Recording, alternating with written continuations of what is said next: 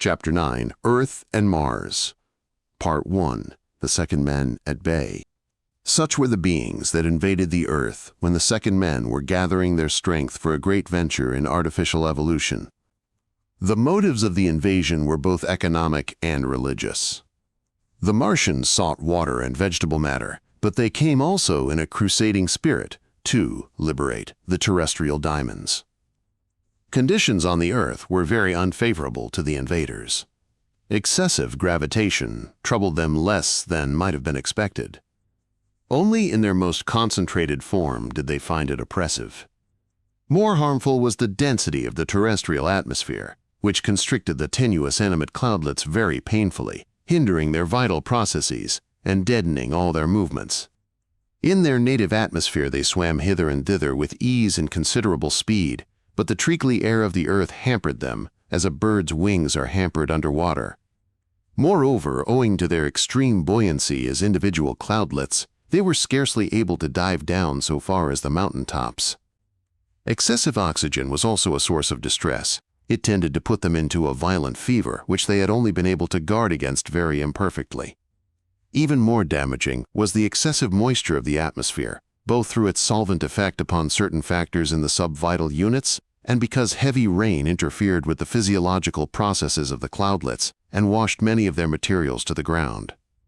The invaders had also to cope with the tissue of radio messages that constantly enveloped the planet and tended to interfere with their own organic systems of radiation. They were prepared for this to some extent, but beam wireless, at close range surprised, bewildered, tortured, and finally routed them so that they fled back to Mars, leaving many of their number disintegrated in the terrestrial air. But the pioneering army, or individual, for throughout the adventure it maintained unity of consciousness, had much to report at home. As was expected, there was rich vegetation, and water was even too abundant. There were solid animals, of the type of the prehistoric Martian fauna, but mostly two-legged and erect. Experiment had shown that these creatures died when they were pulled to pieces, and that though the sun's rays affected them by setting up chemical action in their visual organs, they had no really direct sensitivity to radiation. Obviously, therefore, they must be unconscious. On the other hand, the terrestrial atmosphere was permanently alive with radiation of a violent and incoherent type. It was still uncertain whether these crude ethereal agitations were natural phenomena, mere careless offshoots of the cosmic mind, or whether they were emitted by a terrestrial organism. There was reason to suppose this last to be the case, and that the solid organisms were used by some hidden terrestrial intelligence as instruments, for there were buildings, and many of the bipeds were found within the buildings. Moreover, the sudden violent concentration of beam radiation upon the Martian cloud suggested purposeful and hostile behavior. Punitive action had therefore been taken, and many buildings and bipeds had been destroyed. The physical basis of such a terrestrial intelligence was still to be discovered. It was certainly not in the terrestrial clouds, for these had turned out to be insensitive to radiation. Anyhow, it was obviously an intelligence of very low order, for its radiation was scarcely at all systematic and was indeed excessively crude. One or two unfortunate diamonds had been found in a building. There was no sign that they were properly venerated. The terrestrials, on their side, were left in complete bewilderment by the extraordinary events of that day. Some had jokingly suggested that since the strange substance had behaved in a manner obviously vindictive, it must have been alive and conscious, but no one took the suggestion seriously. Clearly, however, the thing had been dissipated by beam radiation. That, at least, was an important piece of practical knowledge.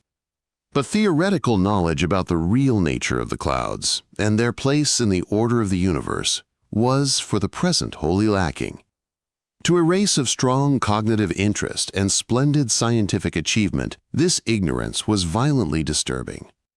It seemed to shake the foundations of the great structure of knowledge.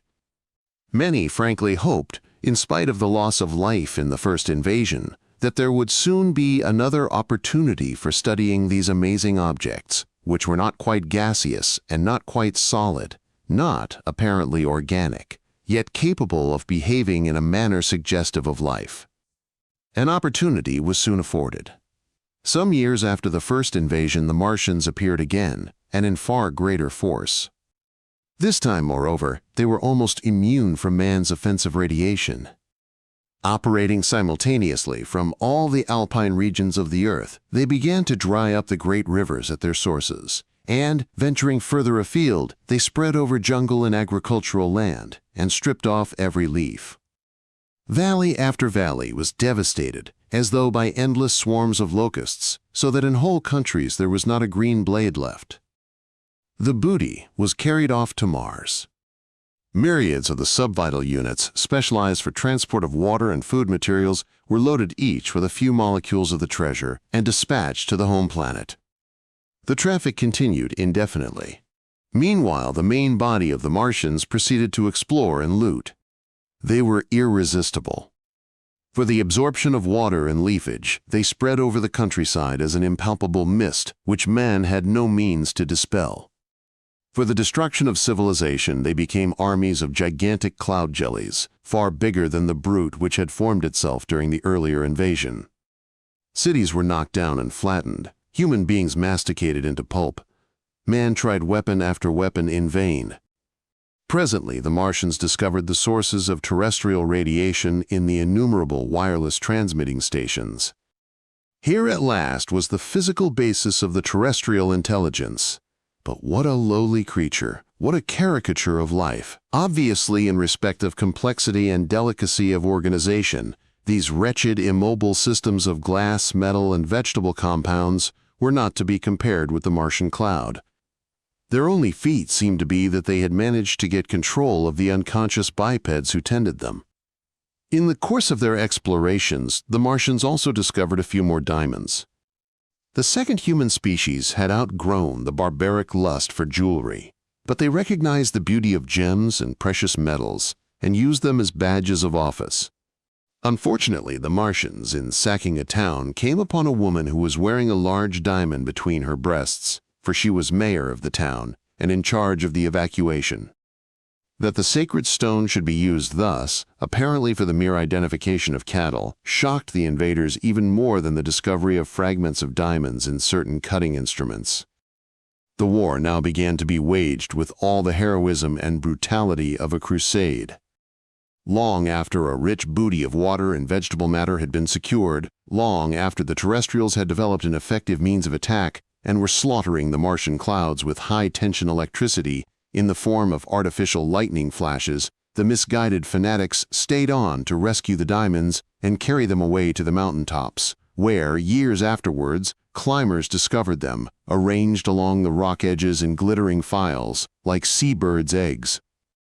Thither the dying remnant of the Martian host had transported them with its last strength, scorning to save itself before the diamonds were borne into the pure mountain air, to be lodged with dignity. When the second men learned of this great hoard of diamonds, they began to be seriously persuaded that they had been dealing, not with a freak of physical nature, nor yet, as some said, with swarms of bacteria, but with organisms of a higher order. For how could the jewels have been singled out, freed from their metallic settings, and so carefully regimented on the rocks, save by conscious purpose? The murderous clouds must have had at least the pilfering mentality of jackdaws, since evidently they had been fascinated by the treasure. But the very action which revealed their consciousness suggested also that they were no more intelligent than the merely instinctive animals. There was no opportunity of correcting this error, since all the clouds had been destroyed. The struggle had lasted only a few months. Its material effects on man were serious but not insurmountable. Its immediate psychological effect was invigorating. The second men had long been accustomed to a security and prosperity that were almost utopian. Suddenly they were overwhelmed by a calamity which was quite unintelligible in terms of their own systematic knowledge. Their predecessors in such a situation would have behaved with their own characteristic vacillation between the human and the subhuman. They would have contracted a fever of romantic loyalty and have performed many random acts of secretly self-regarding self-sacrifice. They would have sought profit out of the public disaster and howled at all who were more fortunate than themselves. They would have cursed their gods and looked for more useful ones. But also, in an incoherent manner, They would sometimes have behaved reasonably, and would even have risen now and again to the standards of the second men. Wholly unused to large-scale human bloodshed, these more developed beings suffered an agony of pity for their mangled fellows. But they said nothing about their pity and scarcely noticed their own generous grief, for they were busy with the work of rescue. Suddenly confronted with the need of extreme loyalty and courage, they exulted in complying and experienced that added keenness of spirit which comes when danger is well faced. But it did not occur to them that they were bearing themselves heroically, for they thought they were merely behaving reasonably, showing common sense. And if anyone failed in a tight place, they did not call him coward but gave him a drug to clear his head, or if that failed, they put him under a doctor. No doubt, among the first men, such a policy would not have been justified, for these bewildered beings had not the clear and commanding vision which kept all sane members of the second species constant in loyalty. The immediate psychological effect of the disaster was that it afforded this very noble race healthful exercise for its great reserves of loyalty and heroism. Quite apart from this immediate invigoration, however, the first agony, and those many others which were to follow, influenced the second men for good and ill, in a train of effects which may be called spiritual. They had long known very well that the universe was one in which there could be not only private, but also great public tragedies, and their philosophy did not seek to conceal this fact. Private tragedy they were able to face with a bland fortitude, and even an ecstasy of acceptance, such as the earlier species had but rarely attained. Public tragedy, even world tragedy, they declared, should be faced in the same spirit. But to know world tragedy in the abstract is very different from the direct acquaintance with it.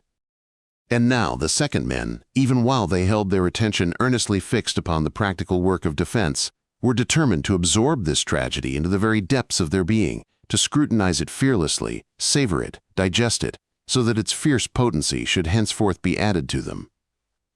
Therefore they did not curse their gods, nor supplicate them. They said to themselves, "Thus, and thus, and thus is the world. Seeing the depth, we shall see also the height, and we shall praise both." But their schooling was yet scarcely begun. The Martian invaders were all dead, but their subvital units were dispersed over the planet as a virulent ultra-microscopic dust.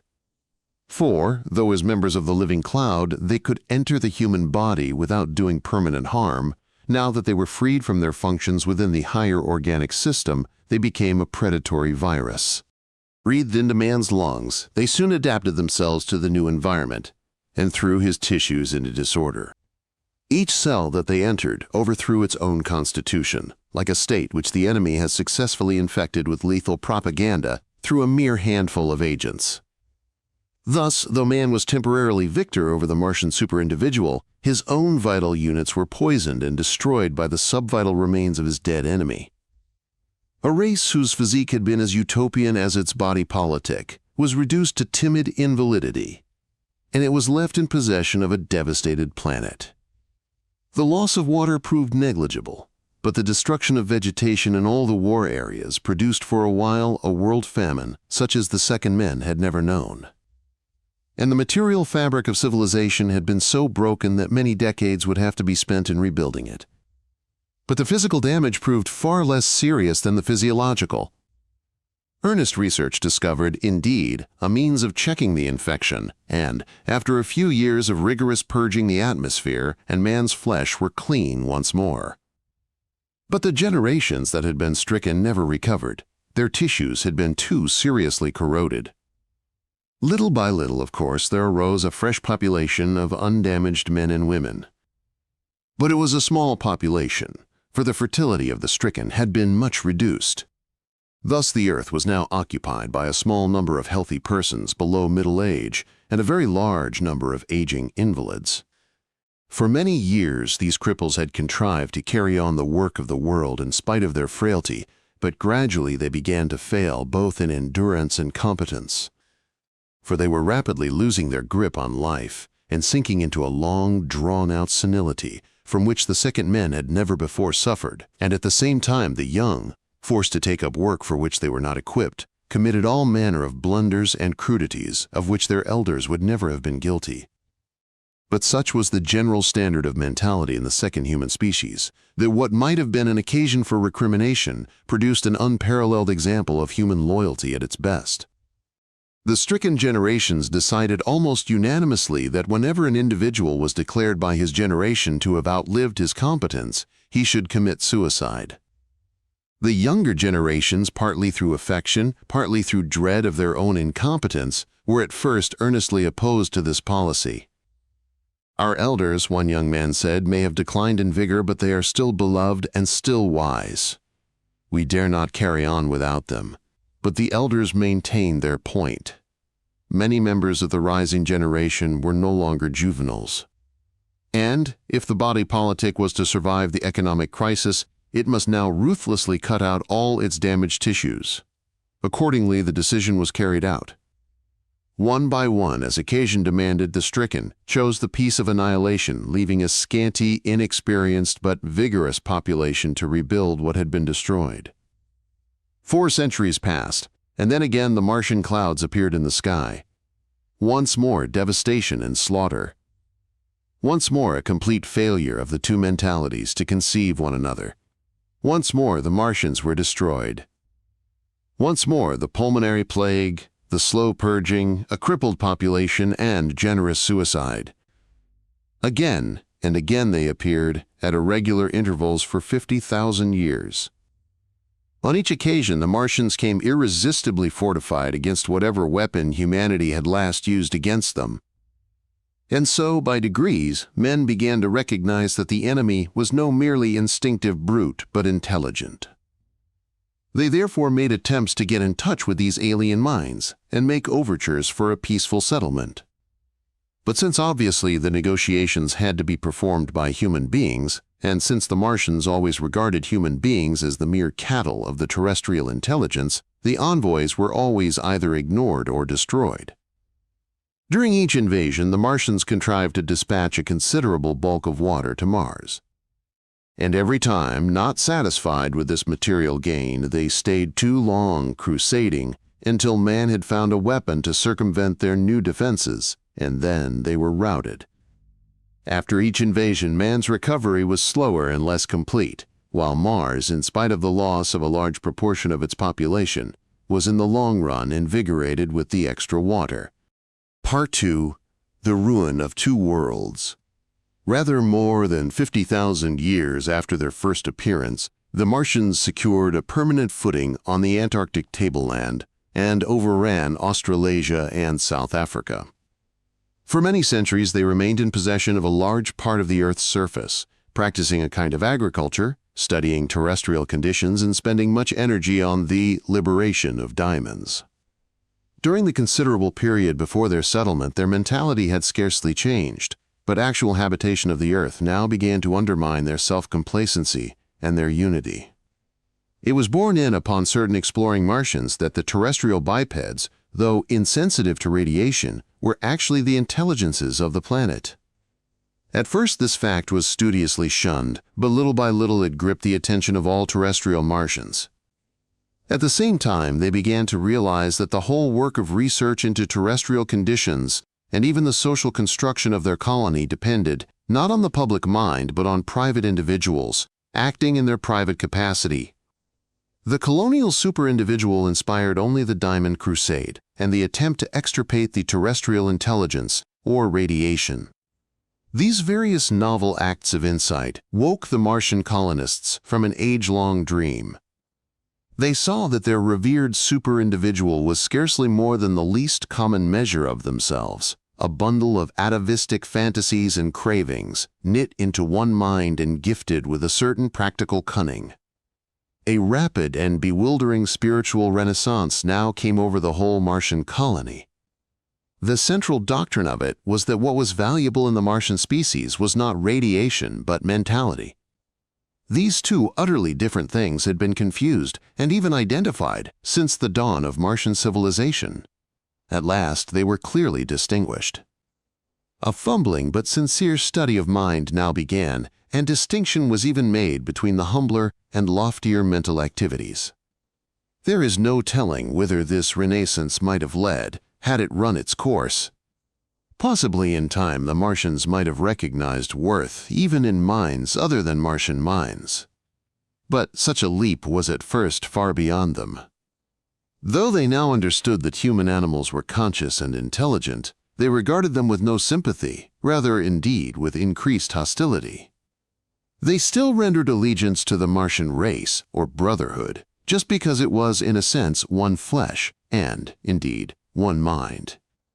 For they were concerned not to abolish but to recreate the public mind of the colony, and even that of Mars itself. But the colonial public mind still largely dominated them in their more somnolent periods, and actually sent some of those who, in their private phases, were revolutionaries across to Mars for help against the revolutionary movement. The home planet was quite untouched by the new ideas. Its citizens cooperated wholeheartedly in an attempt to bring the colonists to their senses. But in vain. The colonial public mind itself changed its character as the centuries passed, until it became seriously alienated from Martian orthodoxy. Presently, indeed, it began to undergo a very strange and thorough metamorphosis, from which conceivably it might have emerged as the noblest inhabitant of the solar system. Little by little it fell into a kind of hypnotic trance. That is to say, it ceased to possess the attention of its private members, yet remained as a unity of their subconscious or unnoticed mentality. Radiational unity of the colony was maintained, but only in this subconscious manner, and it was at that depth that the great metamorphosis began to take place under the fertilizing influence of the new ideas, which, so to speak, were generated in the tempest of the fully conscious mental revolution and kept on spreading down into the oceanic depth of the subconsciousness. Such a condition was likely to produce in time the emergence of a qualitatively new and finer mentality, and to waken at last into a fully conscious superindividual of higher order than its own members. But meanwhile, this trance of the public consciousness incapacitated the colony for that prompt and coordinated action which had been the most successful faculty of Martian life.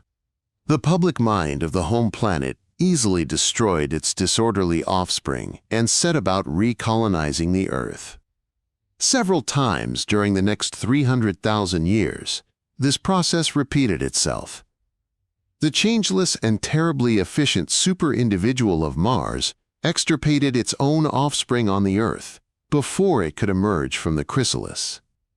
And the tragedy might have been repeated indefinitely but for certain changes that took place in humanity. The first few centuries after the foundation of the Martian colony had been spent in ceaseless war. But at last, with terribly reduced resources, the second men had reconciled themselves to the fact that they must live in the same world with their mysterious enemy. Moreover, constant observation of the Martians began to restore somewhat man's shattered self-confidence. For during the 50,000 years before the Martian colony was founded, his opinion of himself had been undermined. He had formerly been used to regarding himself as the sun's ablest child. Then suddenly a stupendous new phenomenon had defeated his intelligence. Slowly he had learned that he was at grips with a determined and versatile rival, and that this rival hailed from a despised planet. Slowly he had been forced to suspect that he himself was outclassed, outshone, by a race whose very physique was incomprehensible to man. But after the Martians had established a permanent colony, human scientists began to discover the real physiological nature of the Martian organism and were comforted to find that it did not make nonsense of human science. Man also learned that the Martians, though very able in certain spheres, were not really of a high mental type. These discoveries restored human self-confidence. Man settled down to make the best of the situation. Impassable barriers of high-power electric current were devised to keep the Martians out of human territory, and men began patiently to rebuild their ruined homes as best they could. At first there was little respite from the crusading zeal of the Martians, but in the second millennium this began to abate, and the two races left one another alone, save for occasional revivals of Martian fervor. Human civilization was at last reconstructed and consolidated, though upon a modest scale. Once more, though interrupted now and again by decades of agony, human beings lived in peace and relative prosperity. Life was somewhat harder than formerly, and the physique of the race was definitely less reliable than of old, but men and women still enjoyed conditions which most nations of the earlier species would have envied. The age of ceaseless personal sacrifice in service of the stricken community had ended at last. Once more, a wonderful diversity of untrammeled personalities was put forth. Once more, the minds of men and women were devoted without hindrance to the joy of skilled work and all the subtleties of personal intercourse. Once more, the passionate interest in one's fellows, which had for so long been hushed under the all-dominating public calamity, refreshed and enlarged the mind. Once more, there was music, sweet, and backward hearkening towards a golden past. Once more, a wealth of literature and of the visual arts. Once more, intellectual exploration into the nature of the physical world and the potentiality of mind. And once more, the religious experience, which had for so long been coarsened and obscured by all the violent distractions and inevitable self-deceptions of war, seemed to be refining itself under the influence of reawakened culture. In such circumstances, the earlier and less sensitive human species might well have prospered indefinitely. Not so the second men. For their very refinement of sensibility made them incapable of shunning an ever-present conviction that, in spite of all their prosperity, they were undermined. Though superficially they seemed to be making a slow but heroic recovery, they were at the same time suffering from a still slower and far more profound spiritual decline. Generation succeeded generation.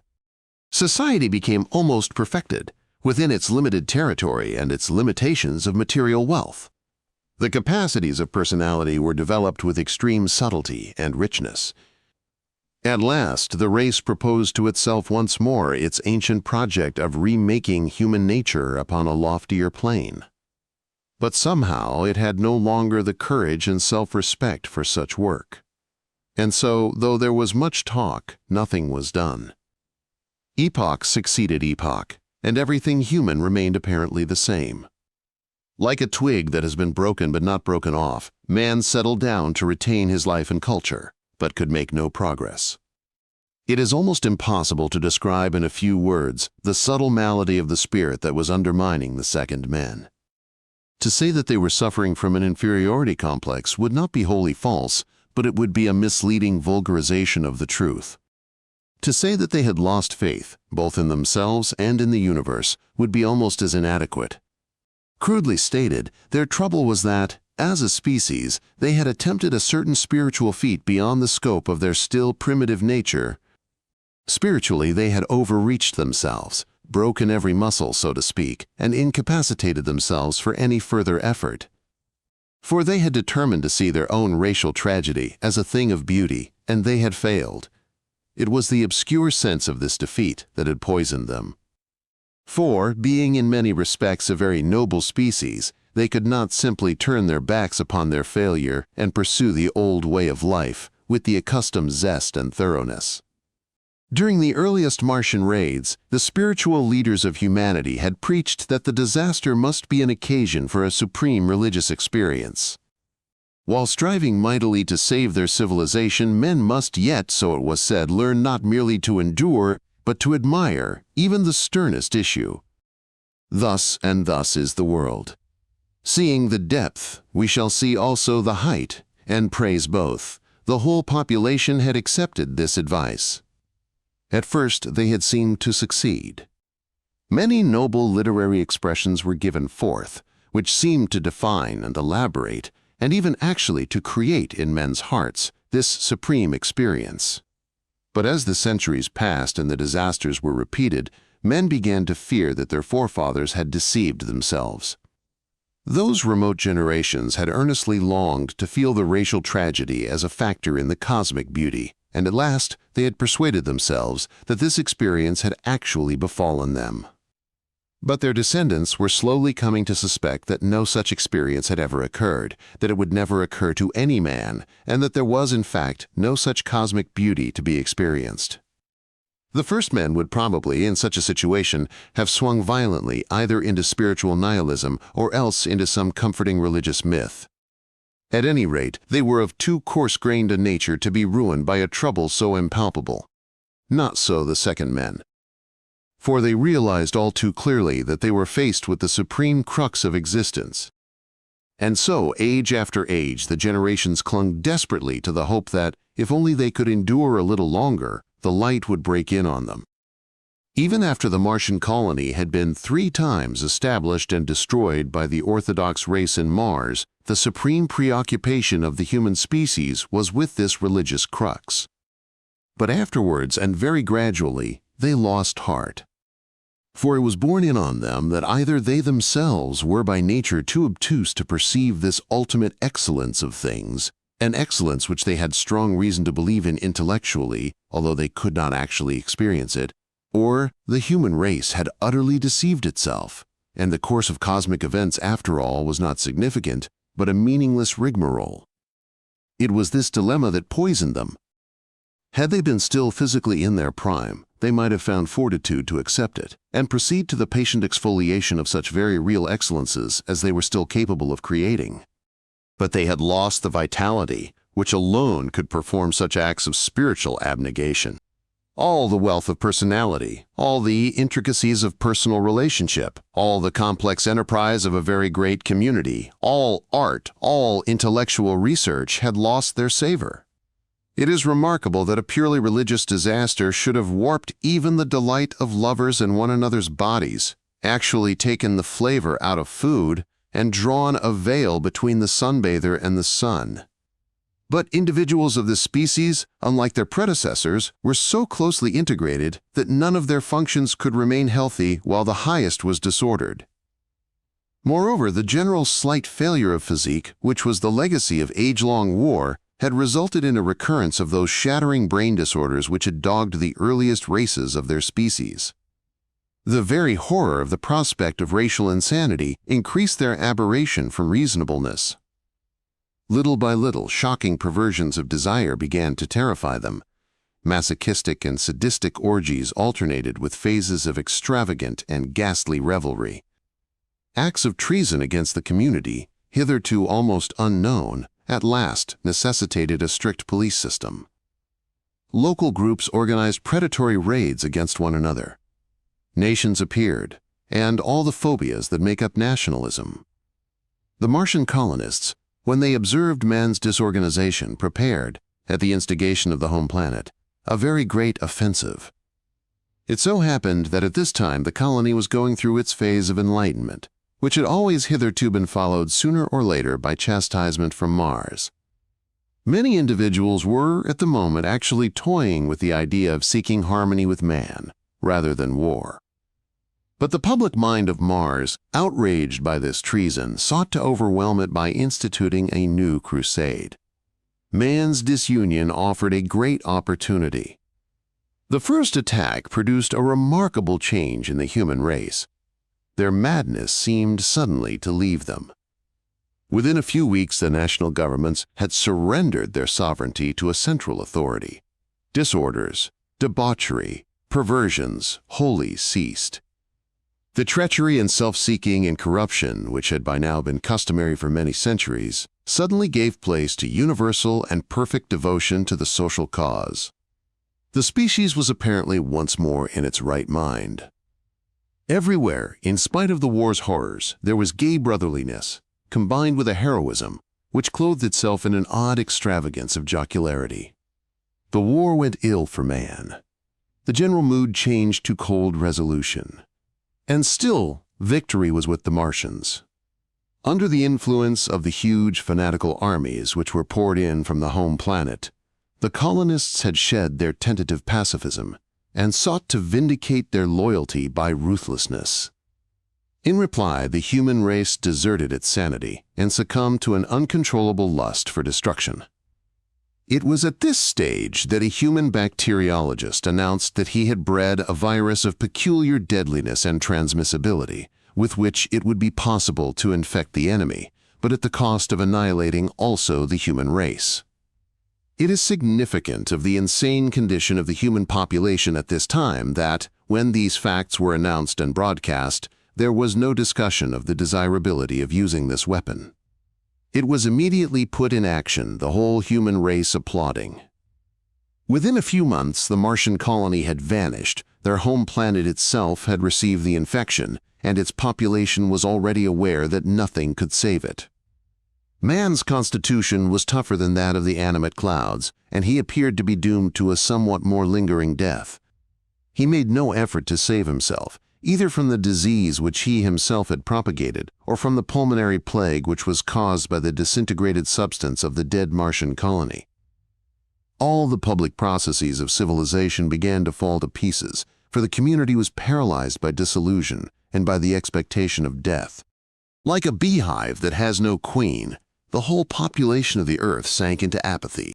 Men and women stayed in their homes, idling, eating whatever food they could procure, sleeping far into the mornings, and, when at last they rose, listlessly avoiding one another.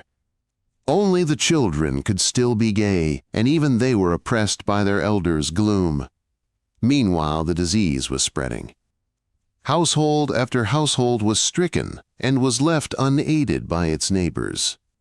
But the pain in each individual's flesh was strangely numbed by his more poignant distress in the spiritual defeat of the race. For such was the high development of this species that even physical agony could not distract it from the racial failure. No one wanted to save himself, and each knew that his neighbors desired not his aid. Only the children, when the disease crippled them, were plunged into agony and terror. Tenderly yet listlessly, their elders would then give them the last sleep. Meanwhile, the unburied dead spread corruption among the dying. Cities fell still and silent. The corn was not harvested. Part 3. The Third Dark Age.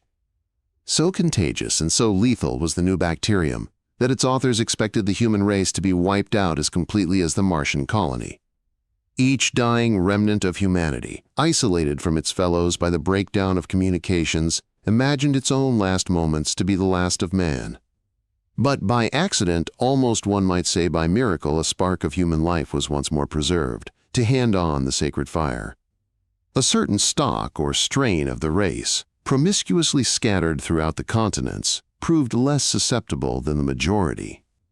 And, as the bacterium was less vigorous in a hot climate, a few of these favored individuals, who happened to be in the tropical jungle, recovered from the infection.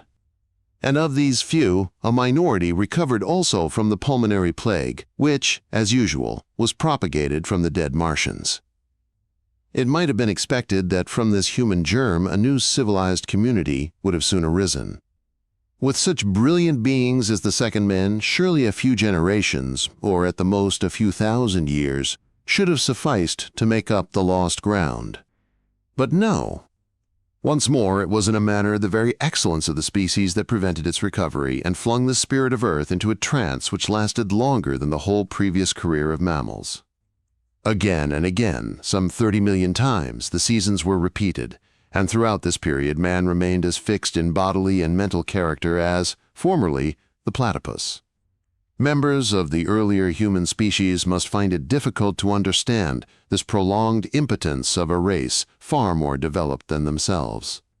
For here apparently were both the requisites of progressive culture, namely a world rich and unpossessed, and a race exceptionally able. Yet nothing was done. When the plagues, and all the immense consequent putrefactions, had worked themselves off, the few isolated groups of human survivors settled down to an increasingly indolent tropical life. The fruits of past learning were not imparted to the young, who therefore grew up in extreme ignorance of almost everything beyond their immediate experience. At the same time, the elder generation cowed their juniors with vague suggestions of racial defeat and universal futility. This would not have mattered had the young themselves been normal. They would have reacted with fervent optimism. But they themselves were now by nature incapable of any enthusiasm. For, in a species in which the lower functions were so strictly disciplined under the higher, the long drawn-out spiritual disaster had actually begun to take effect upon the germplasm, so that individuals were doomed before birth to lassitude and to mentality in a minor key. The first men long ago had fallen into a kind of racial senility, through a combination of vulgar errors and indulgences. But the second species, like a boy whose mind has been too soon burdened with grave experience, lived henceforth in a sleepwalk, As the generations passed, all the lore of civilization was shed, save the routine of tropical agriculture and hunting. Not that intelligence itself had waned, not that the race had sunk into mere savagery. Lassitude did not prevent it from readjusting itself to suit its new circumstances. These sleepwalkers soon invented convenient ways of making, in the home and by hand, much that had hitherto been made in factories and by mechanical power. Almost without mental effort, they designed and fashioned tolerable instruments out of wood and flint and bone. But though still intelligent, they had become by disposition supine, indifferent. They would exert themselves only under the pressure of urgent primitive need. No man seemed capable of putting forth the full energy of a man. Even suffering had lost its poignancy. And no ends seemed worth pursuing that could not be realized speedily. The sting had gone out of experience. The soul was calloused against every goad. Men and women worked and played, loved and suffered, but always in a kind of rapt absent-mindedness. It was as though they were ever trying to remember something important which escaped them. The affairs of daily life seemed too trivial to be taken seriously. Yet that other and supremely important thing, which alone deserved consideration, was so obscure that no one had any idea what it was. Nor indeed was anyone aware of this hypnotic subjection, any more than a sleeper is aware of being asleep. The minimum of necessary work was performed, and there was even a certain dreamy zest in the performance, but nothing which would entail extra toil ever seemed worthwhile. And so, when adjustment to the new circumstances of the world had been achieved, complete stagnation set in. Practical intelligence was easily able to cope with a slowly changing environment, and even with sudden natural upheavals such as floods, earthquakes, and disease epidemics. Man remained in a sense master of his world, but he had no idea what to do with his mastery. It was everywhere assumed that the sane end of living was to spend as many days as possible in indolence, lying in the shade. Unfortunately, human beings had, of course, many needs which were irksome if not appeased, and so a good deal of hard work had to be done. Hunger and thirst had to be satisfied. Other individuals beside oneself had to be cared for, since man was cursed with sympathy and with a sentiment for the welfare of his group. The only fully rational behavior, it was thought, would be general suicide, but irrational impulses made this impossible. Beatific drugs offered a temporary heaven.